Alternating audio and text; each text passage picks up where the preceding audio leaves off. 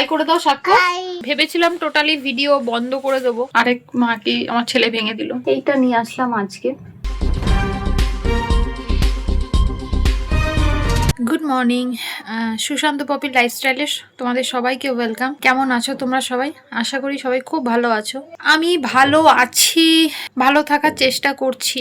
অনেক দিন ভিডিও করিনি, আমার রেগুলার লাইফস্টাইলটা তোমাদের সাথে শেয়ার করিনি। হঠাৎ করে আমার লাইফের একটা কি বলবো, মানে কিভাবে বলবো। হ্যাঁ মা, এই যে অনেকদিন সাক্ষ্যকে তোমাদেরকে দেখানো হয়নি, এই যে সাক্ষ্য। হাই করে দাও সাক্ষ্য। হাই, গুড মর্নিং বলো। এটা বের করে বলো, বলো গুড মর্নিং। তাই কোথা থেকে শুরু করব বা কিভাবে শুরু করব সত্যি বলতে আমি জানি না। ইচ্ছা ছিল না করার ভিডিও, টোটালি ভেবেছিলাম ভিডিও বন্ধ করে দেবো, স্টপ করে দেবো। ওই দিক থেকে মা করছে। মাম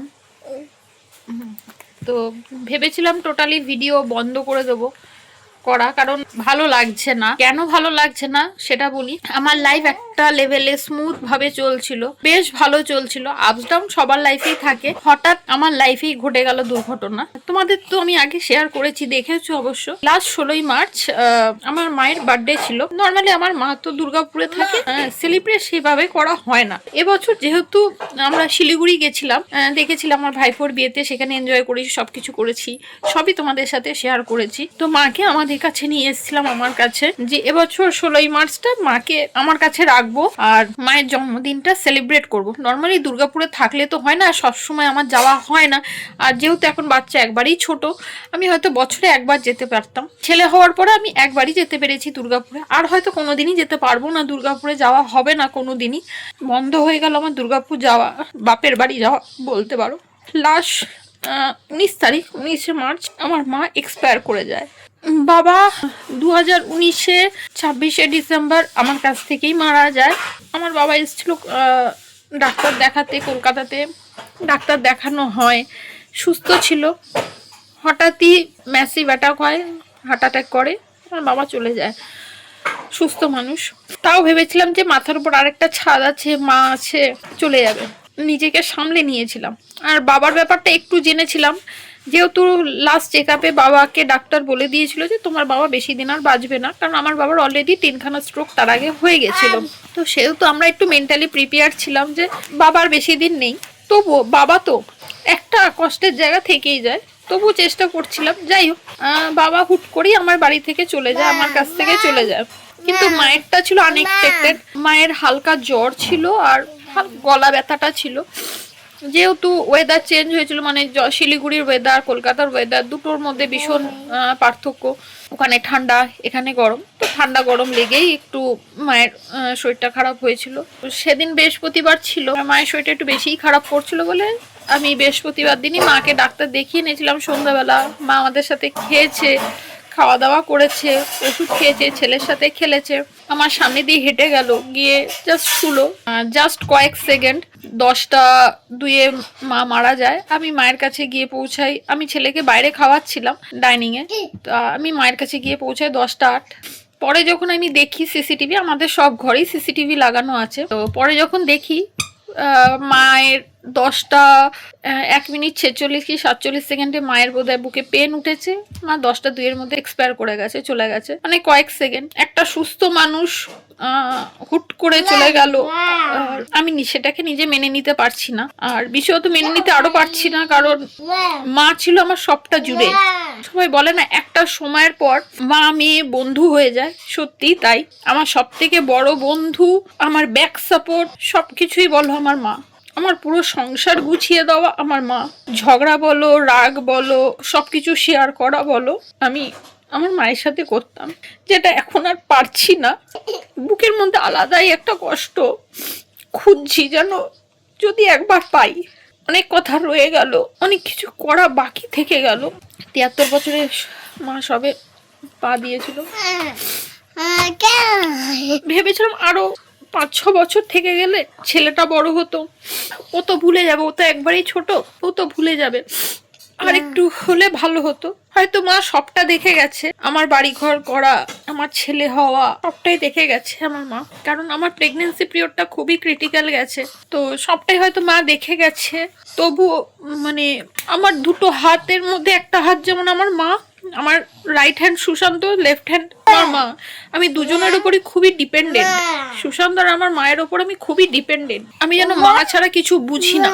অনেকেই বলতো তুই তো খুব মামা করিস, তুমি খুব মামা করো। হ্যাঁ, আমি প্রাউডলি বলি আমি খুব মামা করি, এখনো করি, আগেও করতাম, আজীবন করব মামা। তোমরা হয়তো সবাই বলবে যে সবাই তো সারা জীবন বাঁচে না। আমিও জানি সবাই সারা জীবন বাঁচে না, একদিন না একদিন সবাইকে চলে যেতে হবে।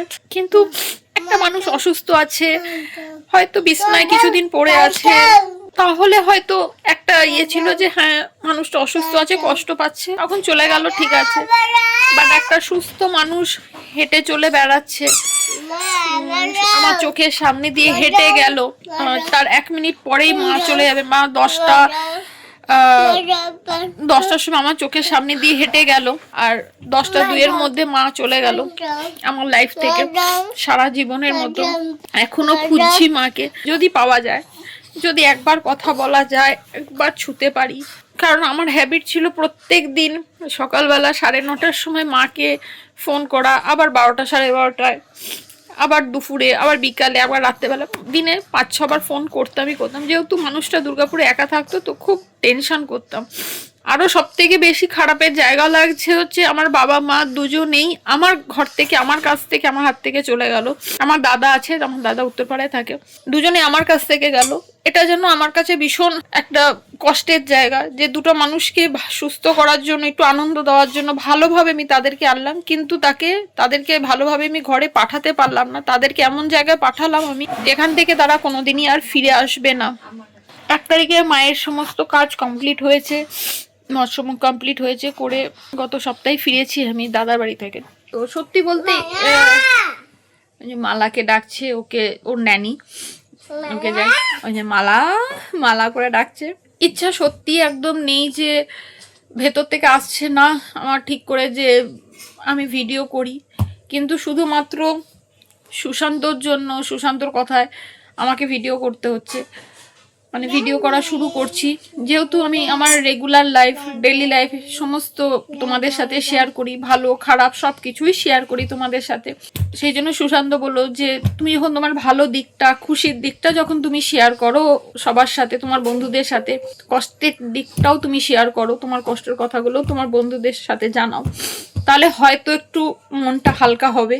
আমি জানি না কবে আমি এই জায়গা থেকে মুভ অন করতে পারবো, সময় হয়তো কষ্টটা ভুলিয়ে দিতে পারবে, কিন্তু একটা খালি জায়গা তো থেকেই গেল। এই এত অল্প বয়সে আমি বাবা মা দুজনকেই হারালাম। অনেকেই হয়তো হারায়, আরো ছোট বয়সে হারায়, আমি কাউকে ছোট বড় কোনো কিছুই বলছি না, কারণ আমি আমার কষ্টের জায়গাটা বলছি। এই সাবস্টিটিউট কেউ হতে পারে না, মা মাই হয়। পৃথিবীর সব মা ভালো, কেন জানি না আমার মনে হয় আমার মা পৃথিবীর সব থেকে বেশি ভালো। এখনো প্রতিদিন রাত্রেবেলা শুই আর মাকে খুঁজি আর চোখের জল ফেলি, যদি একবার কথা বলা যায় মায়ের সাথে। জানি সেটা কোনোদিনই হবে না, কোনোদিন পারবো না সেটা আর। হয়তো আমি এখন বেশ কিছুদিন তোমাদের সাথে রেগুলার লাইফস্টাইলের, যেটা আমি করি রেগুলার ভিডিও, আমার রেগুলার লাইফে কি চলছে সেগুলো দেখাই, সেটা হয়তো রেগুলার আমি দেখাতে পারবো না। যেটুকু পারবো চেষ্টা করব তোমাদেরকে দেখানো, তোমাদের সাথে শেয়ার করা, ভালো খারাপ সবটাই শেয়ার করব। আর এখন সবাই আমার বন্ধু বলো, আমার আত্মীয় স্বজন বলো, সবার একটাই কথা, এখন আমার বেঁচে থাকার মোটিভ, আনন্দে থাকার মোটিভ একজনই, সেটা হচ্ছে এই যে একে ঘিরে, একে নিয়ে আমাকে আনন্দে থাকতে হবে, এর জন্য আমাকে ভালো থাকতে হবে। আমি তো মা হারা হয়েছি, এ তো শুধু মা করে, এ তো ছোট, এ মা ছাড়া কিছু বোঝে না। আমাকে ভালো থাকতে হবে শুধুমাত্র এর জন্য, হাসি মুখ রাখি নিজের কষ্টটাকে চেপে, শুধুমাত্র এই শিশুটার জন্য, আমার ছেলের জন্য। হ্যাঁ মা, শুধুমাত্র ওর জন্যই আমি ভালো থাকি, ভালো থাকার চেষ্টা করি। কিন্তু সত্যি বলতে ভালো আমি নেই, ভেতর থেকে একদমই ভালো নেই। এটা কি বাবা? এই যে ওর বাবা ওকে এটা কিনে দিয়েছে সেদিনকে, পান্ডা। কালার দেখাও তো, কালার চেঞ্জ হয় কেমন করে, কালার চেঞ্জ হয় দেখাও তো, দেখাও কিভাবে কালার চেঞ্জ হয় পান্ডা। দেখো কিভাবে হয় কালার। হ্যাঁ আবার কালারটা চেঞ্জ করো, রেড কালার আনো, রেড কালার। হ্যাঁ মারো মারো মারো। হ্যাঁ এই দেখো red colour, green colour, blue colour, colour এসেছে কালার। এটা ওর বাবা সেদিনকে ওকে কিনে দিয়েছে। তো তারপরে আর ভেঙেও ফেলেছিল, কালকে ওর বাবা ওটাকে ঠিক করে দিয়েছে। যাই হোক, তো চলো আজকে আমার সকাল সকাল রান্না বান্না হয়ে গেছে। ছেলে তো অলরেডি স্কুলে যাওয়া শুরু করেছে, আর আজকে প্রচন্ড বৃষ্টি, সেই জন্য ছেলেকে আর স্কুলে পাঠায়নি। তো আমি দেখলাম সকাল সকাল যখন উঠেই পড়েছি তাহলে রান্না বান্নাটা সেরে নিই, রান্না বান্না সেরে বসে থাকি, পরে পুজো করবো। আজকে আবার বৃহস্পতিবার, পুজো করতে তো সময় লাগবে।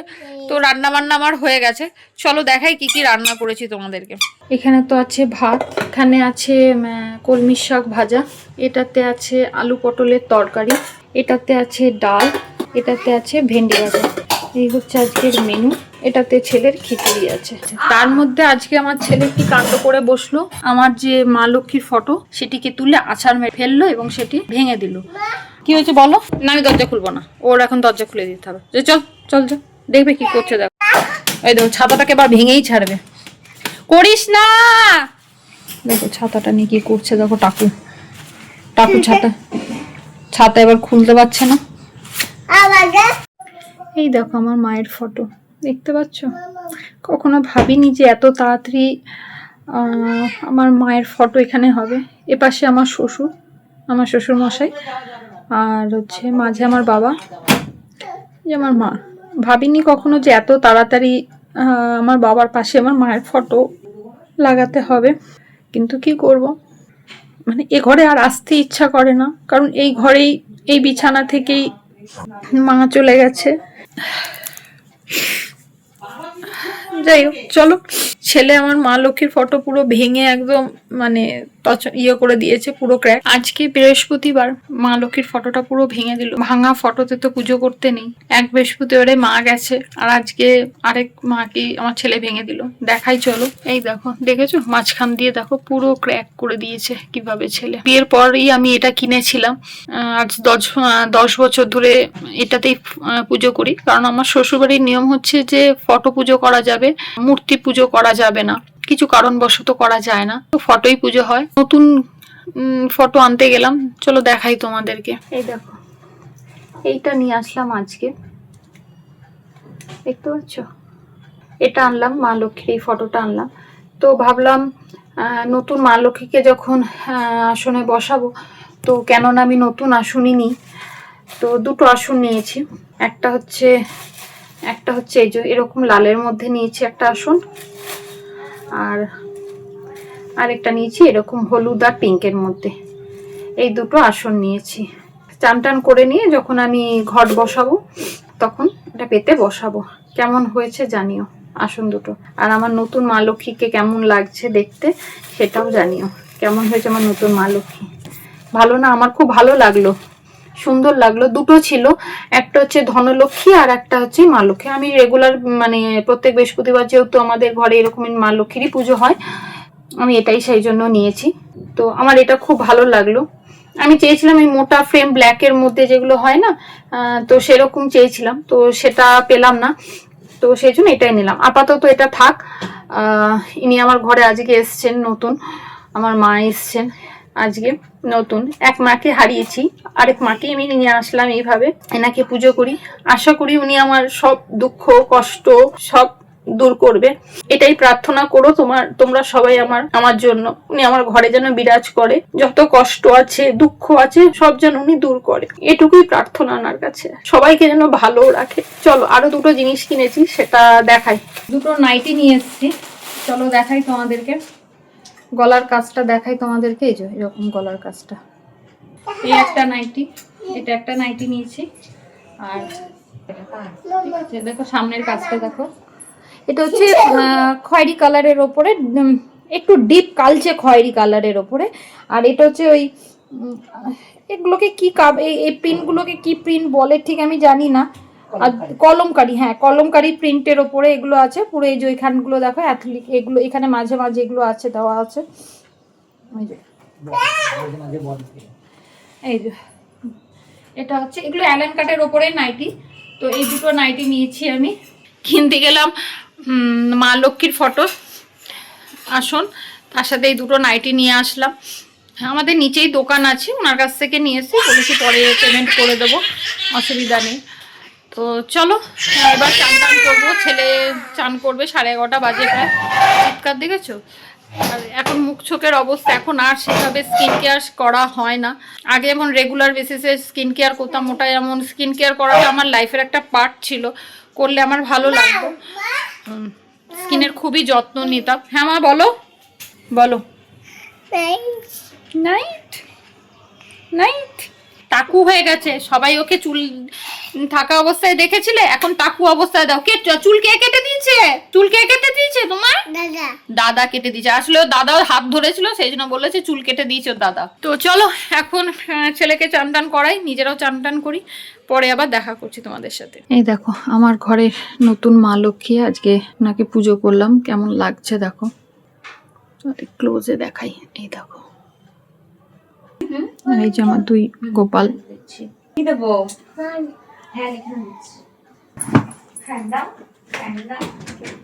দেখেছো, এই হলো আমার ঘরের নতুন লক্ষ্মী, কেমন লাগলো জানিও। গুড ইভিনিং, এখন বাজে প্রায় 7:30। চাটা খেলাম, সবে চা খাওয়া হয়েছে। আজকে তো বৃহস্পতিবার, বৃহস্পতিবারে পুজো করতে একটু সময় যায়, পাঁচালি পড়া আছে, সব জন্য সময় যায়। তো এই সবে চা খেয়েছি, এখন এদিকে ছেলের রাতের খাবারের প্রিপারেশান চলছে, চলো দেখাই। এই যে এদিকে ডাল বসিয়েছি ওর জন্য, একটু আলু দিয়ে দিয়েছি, খাবে কিনা জানি না, দেখা যাক। ভাত দিয়ে একটু আলু সেদ্ধ দিয়ে মেখে, ডালটা দিয়ে এই আলু দিয়ে মেখে যদি একটু ভাত খাওয়ানো যায়। আর এদিকে কালকের জন্য একটু উচ্ছে আলু ভাজবো, তো কেটে রেখে দিচ্ছি আজকে। এই উচ্ছেটা কাটা হয়ে গেছে, আর আলুটা কাটবো, এগুলো করে নিই। একটু সবজি কেটে রেখে দিলে না কালকের জন্য, সকালবেলা তো 9:15টার মধ্যে ছেলেকে স্কুলে পৌঁছাতে হবে। এবার ঘুম থেকে উঠতে উঠতে আমার লেট হয়ে যায়, যতই ভাবি একটু তাড়াতাড়ি উঠবো, পারি না উঠতে, কারণ রাত্রে তো সেভাবে ঘুম হয় না, জানোই তোমরা। তো সেই জন্য উঠতে উঠতে দেরি হয়ে যায়। উঠে ফ্রেশ হয়ে এদিকে রান্না বসাবো, ছেলেকে রেডি করব, ছেলেকে খাওয়াবো, সব করতে গেলে না হয় না। আবার দৌড়াতে দৌড়াতে যাই ছেলেকে স্কুলে দিতে, দিয়ে এসে একটুখানি ওখানে দাঁড়াই, আবার এসে কিছুটা বাকি রান্নাটা করি। কিছুটা রান্না এগিয়ে থাকলে সুবিধা হয়, আবার বাকি রান্নাটা বাড়িতে এসে করি, করে আবার দৌড়াতে দৌড়াতে যাই 11টার সময় ছেলেকে আনতে। তো এইভাবে হয়, চলে। তো একটু এগিয়ে থাকলে কি একটু তাড়াতাড়ি হয়ে যায়, রান্নাটা তাড়াতাড়ি হয়ে গেলে কি একটু 2 মিনিট বসতে পারি, রিল্যাক্স করতে পারি। আচ্ছা ওকে দেখাতে হবে, চলো বলো হাই, বলো কেমন আছো। আচ্ছা ওই যে নাচ করছে, নাচ করছে টাকু বুড়ো। ওই দেখো দুষ্টুমি করছে, দেখছে তো, ফ্রিজের এগুলো খুলে বের করবে, দেখো এই মা দেখেছো, পেঁয়াজগুলো ছুঁড়ে ছুঁড়ে ফেলছে, আলু পেঁয়াজ। চলো ওটাকে আগে দেখি আগে। তোমরা সবাই সন্ধ্যাবেলায় কে কি টিফিন করছো বলো। এই যে আমি মেখেছি মুড়ি মাখা, এটার মধ্যে মুড়ি আছে, চানাচুর, শসা, টমেটো, পেঁয়াজ এ দিয়ে বেশ বসেছি। তুমি কি খাচ্ছ? ততা, ও ততা খাচ্ছে, ততা ততা, ওই যে ততা, দেখি দাও ততা কেমন করে খায়, দেখি দাও। আম আম আম। আর ওর বাটিতে এই দেখো কতগুলো মুড়ি, দেখেছো, এই দেখো কত মুড়ি, ও মুড়ি মাখা খাচ্ছে মায়ের সাথে। চলো খেয়ে নি, খিদে পেয়েছে প্রচুর। এখন বাজে তো প্রায় 9:30 বাজতে চললো। এবার সাক্ষ্যকে খাওয়াবো রাতের, কারণ খেতে তো অনেকটা সময় নেয়। ওকে রেডি করব, তারপরে খাইয়ে রেডি করে তারপর শোয়াবো। শুতে শুতে প্রায় 11:30 বেজে যাবে। তো এখন খাওয়াতে বসলে মোটামুটি ও প্রায় 11:15 11টার সময় খাওয়াটা শেষ হবে, তারপর মেডিসিন আছে সব কিছু, তারপর আমরা খাবো। তো চলো আজকের ভিডিও আমি এখানেই এন্ড করছি। তোমাদের যদি আমার ভিডিও ভালো লেগে থাকে লাইক কমেন্ট শেয়ার করতে ভুলো না, আর নোটিফিকেশনে বেল আইকনটা অন করে রেখো, যাতে যখনই আমি নতুন কোনো ভিডিও আপলোড করি তোমাদের কাছে সেই নোটিফিকেশনটা পৌঁছে যায়। আর অবশ্যই কমেন্ট করো, ভালো কমেন্ট খারাপ কমেন্ট যেটাই হোক তোমরা করো। আর কিরকম ভিডিও দেখতে চাইছো অবশ্যই কমেন্ট করে জানিও। এখন হয়তো বেশ কিছুদিন রেগুলার ভিডিও দিতে পারবো কিনা জানি না, মনের অবস্থা খুব একটা ভালো নেই, বুঝতেই পারছো। আজকে তো তোমাদের জানালাম কি হয়েছে। আজকে প্রায় 1 মাস হতে যায়, আজকে 9 তারিখ। গত মাসেও এই দিনে বিয়েবাড়ির জন্য আমরা বেরিয়েছিলাম, মা তখনও আমাদের সাথে ছিল, সেটা আজকে মনে পড়ছে। দাদার সাথে কিছুক্ষণ আগে ভিডিও কলে কথা হয়েছে, তো সেটা মনে পড়ছে। প্রতি মুহূর্ত মানুষটাকে মিস করছি, প্রতি মুহূর্ত মানুষটাকে মনে পড়ছে। বাবা মা দুজনেই যেহেতু আমার বাড়ি থেকেই গেছে, চলে গেছে, এখান থেকেই না ফেরার দেশে চলে গেছে, সেহেতু আমার পক্ষে এই বাড়িতে থাকা কতটা কষ্টদায়ক হচ্ছে সেটা তোমরা আশা করি বুঝতে পারছো। সেটাই আজকে আমি আমার দাদাকে বলছিলাম, যদি মানুষটা অসুস্থ থাকতো, হসপিটালে থাকতো, তাহলে হয়তো একটু মানসিক প্রিপারেশনে থাকতাম, মানসিকভাবে তৈরি থাকতাম যে হ্যাঁ মানুষটা অসুস্থ আছে, হসপিটালে আছে, কষ্ট পাচ্ছে, ঠিক আছে। বাট একটা সুস্থ মানুষ হেঁটে চলে গেল আমাদের সামনে দিয়ে, সুস্থ মানুষ হেঁটে গেল, কথা বলে গেল, তার 1-2 মিনিট পরেই মানুষটা চলে গেল।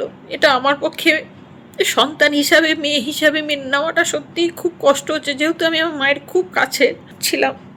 তো যাই হোক, এটা তো থাকবেই। জানি না কবে এটা থেকে বেরোতে পারবো, রিকভার করতে পারবো নিজেকে, কারণ কোনো কিছুই ভালো লাগছে না। প্রতি বছর পয়লা বৈশাখে মায়ের জন্য শাড়ি কিনি, এবছর থেকে বন্ধ হয়ে গেল। পুজোতেও মায়ের জন্য বন্ধ হয়ে গেল, সব কিছুই বন্ধ হয়ে গেল। যার জন্য এবছর নিজের জন্য কিছু কিনিনি। প্রতি বছর নিজের জন্য কুর্তি কিনি, শাড়ি কিনি, বাট এবছর কিনিনি। মন থেকে আসছে না যে মা কিছু কিনি, বেরোবো পয়লা বৈশাখে সেজে গুজে, সেটা নয়, কিছুই আসছে না, মন থেকে ভালো লাগছে না। অনেক কিছু প্ল্যান করে রেখেছিলাম এবছর পয়লা বৈশাখের জন্য, মাকে দেবো, এগুলো নিজেরা কিনবো, সবার জন্যই কিনবো, বাড়ির সবার জন্য কিনবো, ওর বাবার জন্য, মানে সুশান্তর জন্য, ছেলেকে তো কিনেইছি, ছেলেটা আলাদা, শাশুড়ির জন্য, সবার জন্যই কিনবো। কিন্তু সত্যি বলছি এবছর মন নেই, জানি না কবে এটার থেকে বেরোতে পারবো। একটা মানে ঘুমালেও সব সময় মাকে দেখছি চোখের সামনে, ঘুম তো আসে না রাত্রেবেলা, তবুও চোখ বন্ধ করে মায়ের মুখটা ভেসে উঠছে সব সময়, মা মা করছি। মানে আমি মাকে ছাড়া কাউকে কোনো কিছু শেয়ার করতে পারতাম না, পারি না। সব কিছু ছোট থেকে ছোট জিনিসই মাকে আমি শেয়ার করতাম, বাট এখন পারছি না। ভেতরে যার জন্য কষ্টটা যেন আরো বেশি বেড়ে যাচ্ছে আমার, কোনো কিছুই বলতে পারছি না কাউকে আমি। যাই হোক, তোমরা আমার সাথে থেকো। ভিডিও আজকে আমি এখানেই এন্ড করছি। তোমাদের যদি আমার ভিডিও ভালো লেগে থাকে, লাইক কমেন্ট শেয়ার করতে ভুলো না। আর ইউটিউবে নোটিফিকেশনের বেল আইকনটাকে অন করে রেখো, যাতে যখনই আমি নতুন কোনো ভিডিও আপলোড করব তোমাদের কাছে সেই নোটিফিকেশন পৌঁছে যায়। আর ফেসবুকে দেখে থাকলে অবশ্যই লাইক করো আর ফলো করো আর কমেন্ট অবশ্যই করো। তো ভালো থেকো, সুস্থ থেকো, আমার পাশে থেকো, যাতে এই ফেজটা থেকে তাড়াতাড়ি রিকভার করতে পারি। কারণ রিকভার আমাকে করতে হবে, কারণ শুধুমাত্র আমার ছেলের জন্য। সবাই ভালো থেকো আর আমাদেরকে ভালোবাসা দিও। Good night.